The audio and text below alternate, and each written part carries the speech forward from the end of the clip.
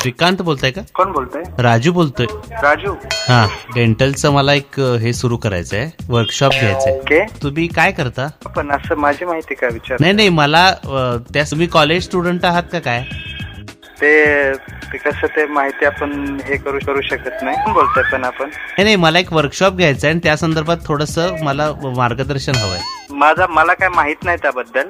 पण तुम्ही घेऊ शकता का असं वर्कशॉप? नाही मी असं काही घेत नाही. मला त्याबद्दल काय माहित पण नाही. घेत नाही? कुठलीच नाही? नाही. तुम्ही अटेंड केलेत का असे वर्कशॉप? नाही. तुम्हाला इंटरेस्ट आहे का वर्कशॉप अटेंड करायला? नाही सर, असं काही नाही. ठीक आहे, मी ठेवू का फोन? नाही पण सर, मी तुम्हाला प्रामाणिकपणे विचारतोय तर तुम्ही एवढं टाळाटाळ का करताय ते उत्तर देण्यासाठी? टाळाटाळचे प्रश्नच नाही ना, याच्या टाळाटाळचा प्रश्न नाहीये. टाळ्याबद्दल नाही, मी दाताबद्दल तुम्हाला जस्ट माहिती विचारतोय.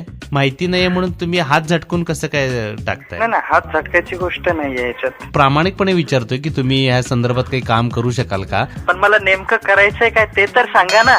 तुम्ही काय करू शकता असं मी तुम्हाला विचारलं तर तुम्ही उलट विचारता की काय करायचंय म्हणून. तुम्हाला काय जबाबदारी आहे की नाही समाजाची? हे वाक्य बोलून तुम्ही मला एक समाजात.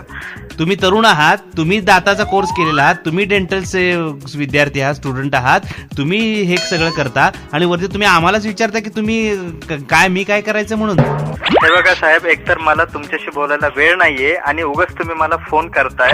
तुम्ही जबाबदार नागरिक आहात की नाही? जबाबदार नागरिक आहोत आहे की नाही सांगा तुम्ही. आणि ह्या गोष्टीचा काय संबंध सांगा बरं. मी नाही म्हटलंय जबाबदारी झटकतोय का मी? तुम्ही घाबरून का बोलायला लागलाय? मी घाबरत नाहीये सर.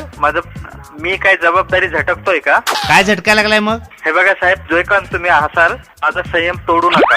मग काय तोडू? दात?